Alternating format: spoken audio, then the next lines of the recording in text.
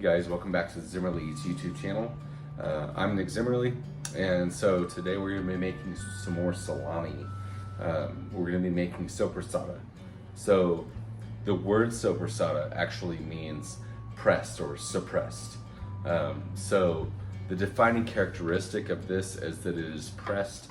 I have a cheese press. If you have seen my cheese making videos, I use a cheese press, and so that's how we're going to be pressing my soprasada. But you can be innovative, be creative, and use whatever you have on hand to press it, just as long as it's pressed. And you'll see what I mean in the video. So let's get to it. Okay, so first thing you're gonna do is take your casings. In this case, I've got beef casings or beef middles, and so that's going to be rehydrated for about 45 minutes to an hour in some water, and so that'll be ready by the time you're ready to stuff your casings.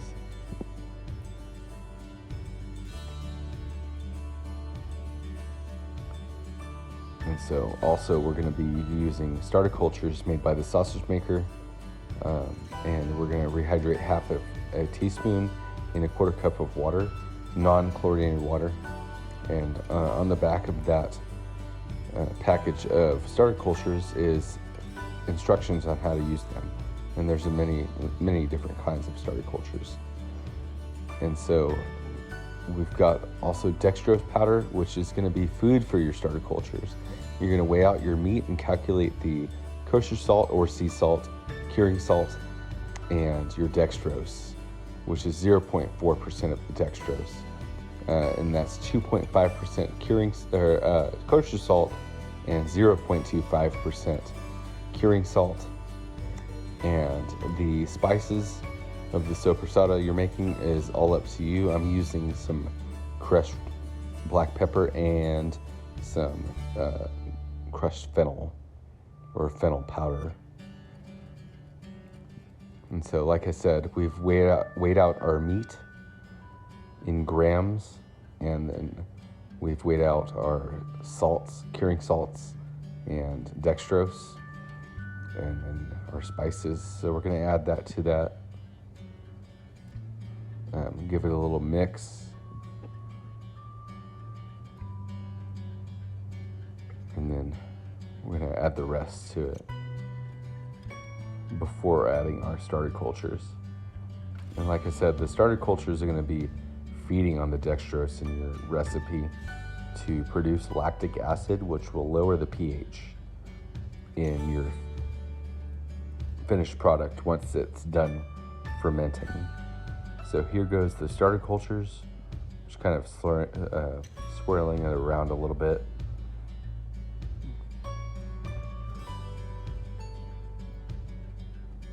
And so mix that together a little bit. And I just want to make sure it's nice and incorporated into our meat mixture.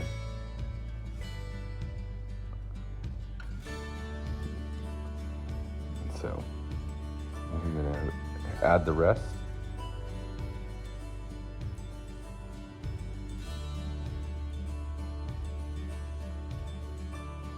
And we're going to make sure that's thoroughly incorporated. And so by the end, you're going to want to make sure you have a nice tacky meat mixture. And so the way you can test that is get a little bit in your hand, and if it does not fall immediately when you hold it upside down, that is ready to go. And so that'll have a nice bind to it when you stuff it into your casing.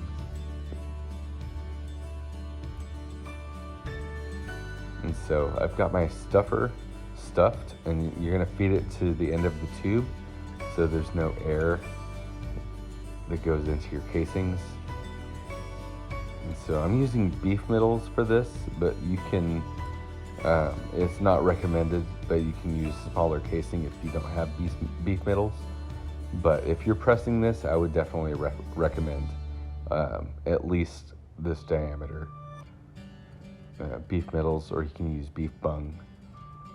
And so I'm gonna stuff it nice and tight so it gets a good bind on it.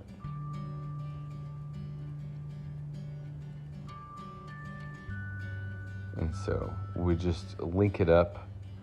I like to twist and make a little space so you can tie a string and have some space to separate each link from one another.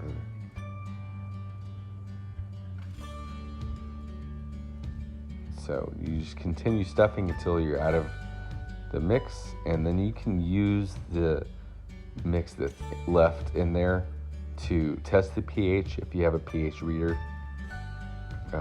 There's still some in there. And so we're gonna poke this with a sausage pricker.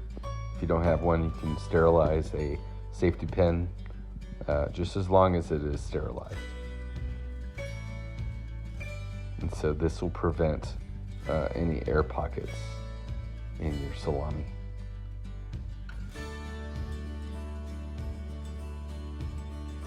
And you'll want to get all over.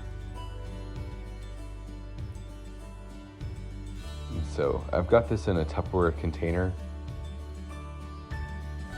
And once this is nice and poked, we're gonna put the lid on, and that will add humidity, and we're gonna store this at room temp for 48 hours, and that'll kickstart the fermentation.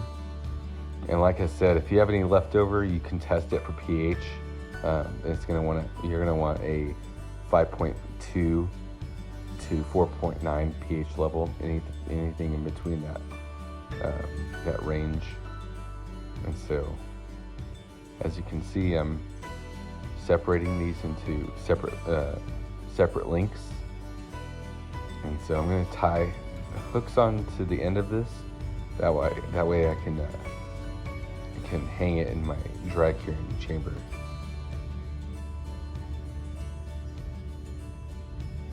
And so you'll also want to weigh them out. That way you can calculate the weight loss throughout the process.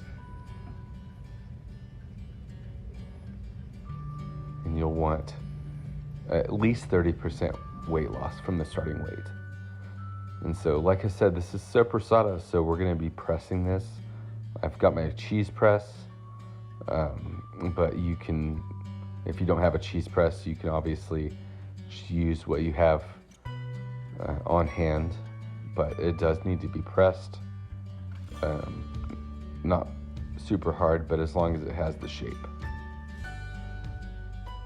And this actually will increase the overall surface area, so it may take a little less time than some salamis in this diameter of a casing to dry.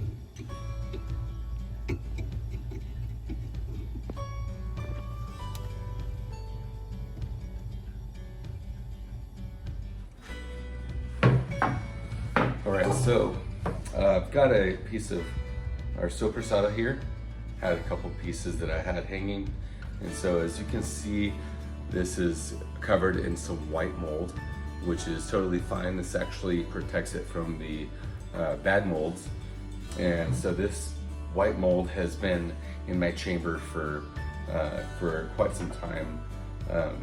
I have something that's called mold 600 that I've rehydrated and brushed on previous salamis, and so once that's in there, the spores exist in the dry curing chamber, and so anything you hang in there from then on out is susceptible to that mold growth, which, like I said, is a good barrier between bad molds and molds like this. So I purchased my mold 600 from the sausage maker, and we'll do another video on how to apply that to your salami in another video. So, but like I said, we've got some soprasada here, and it's been hanging for about 4 weeks at this point, and so it's lost about 37% weight loss. Like I've said in previous videos, anything after 30% is edible. So, but it does need to lose at least 30% of its weight in order to eat it. So let's go ahead and slice into this, see how it came out.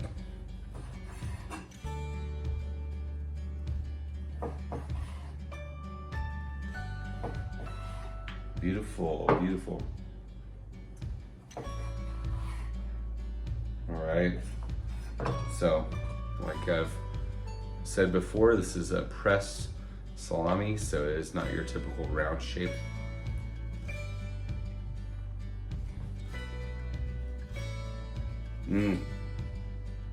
Simple recipe, super delicious.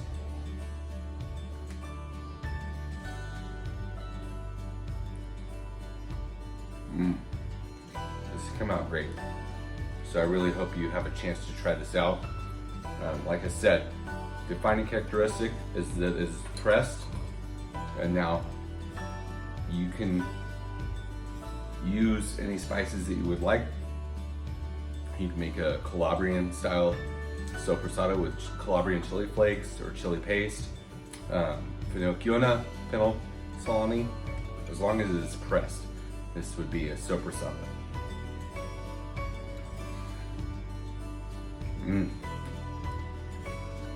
I really encourage you to try this out. Leave a comment. I'd love to know how that came out for you. And thank you for watching.